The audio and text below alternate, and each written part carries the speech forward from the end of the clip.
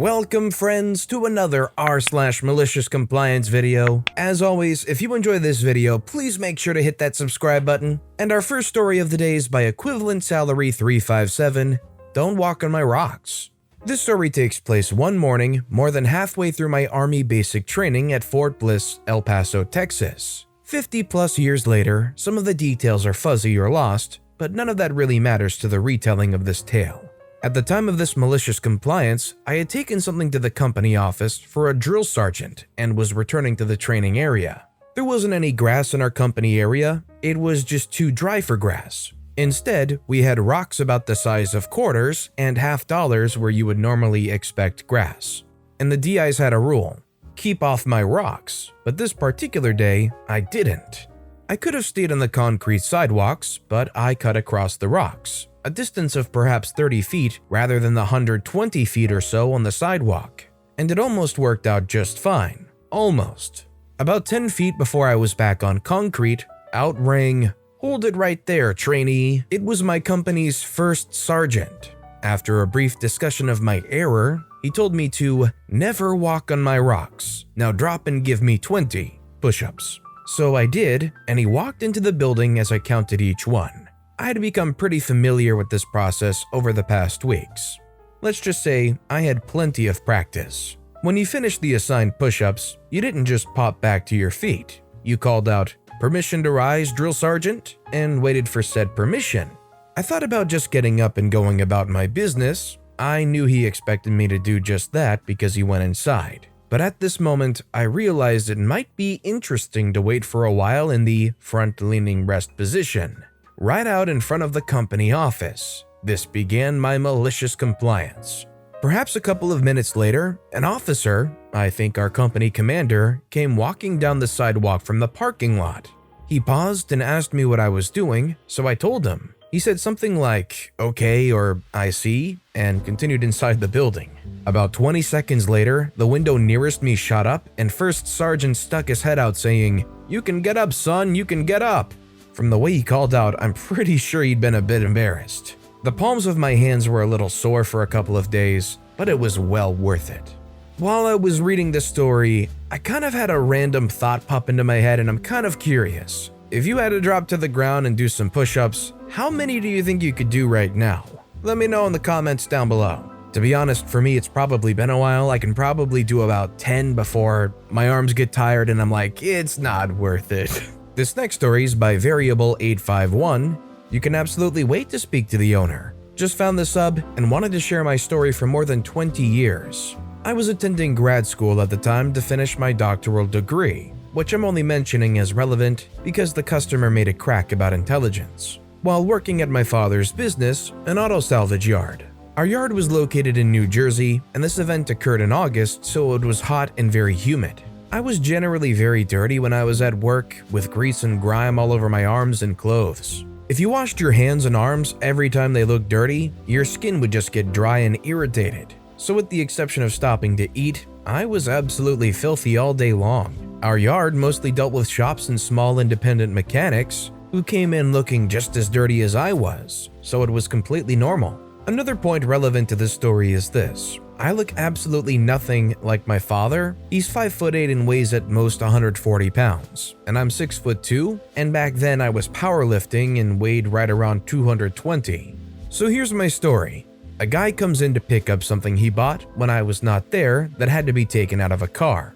I don't even remember what it was now, but it was something fairly heavy. For him, not for me, and dirty.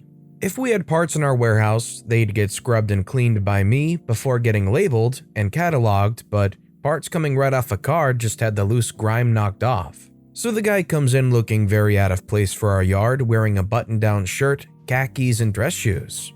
He hands me his receipt, and I tell him I'll bring it out the side door. I walk out with his item on a hand truck, and the only vehicle I see parked is an Acura sedan, very unlike the beat-up shop vehicles most of our customers drove.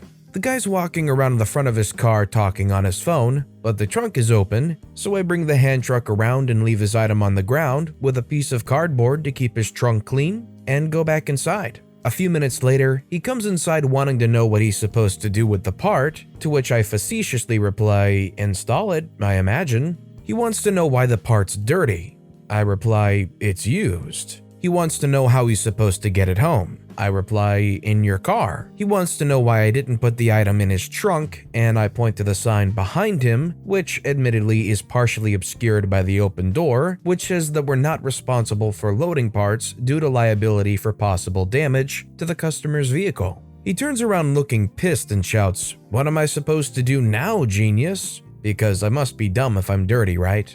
There are now 2 other customers by the office, and I know them both well, so I'll tell them I'll be right with them and walk around outside to the guy's car because I just want him gone. I throw a blanket over the rear bumper of his car, remind him that I'm not liable for damage, and I lift the piece up and gently put it on the cardboard in his car. To do this without damaging anything, I had to put one of my hands on the side of the trunk, and I left a huge greasy handprint, largely on purpose. While I'm loading, he's standing so close to me supervising that my arm bumps his arm and his sleeve gets dirty. The entire time this exchange has been going on, he's been on his phone and he's now ranting into his phone about our interaction, and he calls me genius again, and I reply, "You came to a salvage yard to pick up a heavy, dirty used part and dress clothes with a luxury car. Who's the genius?" At that point, he also noticed the grease on his car and his dirty sleeve and wants to know if the owner's here, and I tell him Bob's out working in the yard. He demands to speak to him and I say fine. We walk back around to the office and I point to Bob, who's way out in the yard on the forklift moving cars that are going to the crusher. This is time sensitive because the truck will come to pick them up and block the entire street while we load, so we have to be ready. He starts to walk into the yard and I try to stop him and tell him it's too dangerous. He keeps walking, so I point out that our Doberman is trotting along behind the forklift. She was actually our dog from home and very friendly, but we brought her with us every day because we couldn't get home to let her out. He sees the dog and stops, and I tell the guy he has to wait until Bob is finished moving the vehicles and it'll be a while, to which he says fine, because he's going to tell Bob exactly how his customers are being treated. Over the next 40 minutes, I walk past the guy multiple times helping customers, and each time I pass him, he mutters something about me being fired and me being sorry. Finally, the forklift shuts down, and Bob stands up, and my new friend seems ecstatic, banging on the counter and telling me that Bob is done and he wants to speak to him immediately. I walk outside with my new friend right next to me, climb up on a car's fender and wave my arms to get Bob's attention and scream, "Hey Dad, this guy wants to talk to you." And with that, my new buddy says freak you, turns and walks out, hops in his car and guns it up the street. You gotta love a good case of job security. I don't think there's anything better than wasting this jerk's time only for them to realize that anything they wanted to say would make absolutely no difference at all. OP may not have been fired, but his new buddy's attitude sure got fired up. This next story is by Frog with Teeth. You can have the iPad, but you never mention the passcode. I, 17-year-old male, live primarily with my mother and visit my father a few weeks a year. Recently, my mother was at a wedding, so I had to stay with him. I have a half-sister, 5, and a half-brother, 9, who has taken a particular interest in my iPad. My father bought me the iPad for my 13th birthday, but for the past year or so, he's been trying to convince me to leave it at his house so my half-siblings can use it when I'm not there. I don't like this idea, as I know he wants to download a bunch of kids' games for my half-brother and that it'll be hard, if not impossible, to get it back whenever I visit next.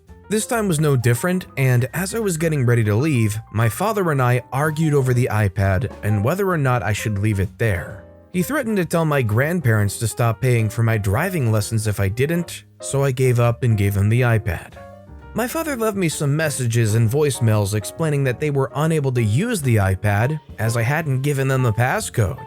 I messaged him back and told him that I had reluctantly agreed to give him the iPad, but never the passcode. He sent me a few more messages after that, but I ignored him. I think the one good thing about this story really is the fact that the dad originally bought it, so there's not much incentive for them to go, "Oops, it broke somehow," because otherwise you'd basically be throwing hundreds of dollars down the toilet. And also, can we talk a little bit about people who buy gifts and then expect you to use it a certain way? Like, just go ahead and buy it for yourself if you wanted it to be used a certain way. And our final story of the day is by Internal Car 8922, Tired Flight Attendant is ordered to get an in-flight movie that is interesting enough and maliciously complies. The setup. At the time of this event, Classy Flight Attendant is one of the top-tier flight attendants for her country's national airline. Strictly speaking, any of their flights that don't involve ports in the USA or its territories are not required to follow all FAA rules. However, whenever they fly to ports regulated by the FAA, they're expected to follow those rules to the T. Of course, it doesn't always work out that way in practice. On this occasion, Classy Flight Attendant has just landed from Europe at her home airport in South America, only to learn that she's being turned around for a round trip to New York City. She protests. By the time she lands in New York, she will be well outside FAA rest period rules with all the consequences that could follow. Her supervisors don't care. They need her on that flight right now.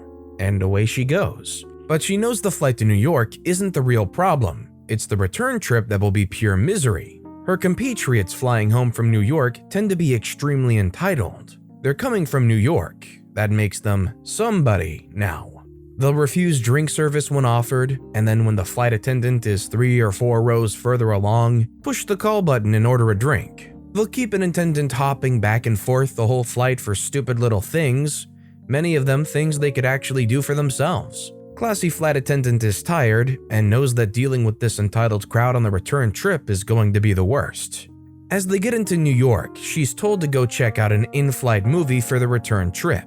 The suggestion is made to make it interesting enough to keep the passengers too busy to order the flight crew around that much. Cue the malicious compliance. She looks over the options and finds the perfect film. It will keep the passengers riveted to their seats. Frankly, given the nature of the film, she isn't even sure why it exists in the cartridge format used on planes at this time. Perhaps because the format's also used on some yachts and cruise ships? She orders it. Once on board, she keeps it secret. She knows that once she pops it in and it starts to play, the systems in use at that time cannot be stopped. But any time before that, she could be thwarted. Mid-flight, as the plane is well out over the ocean on its way south, she pops it in.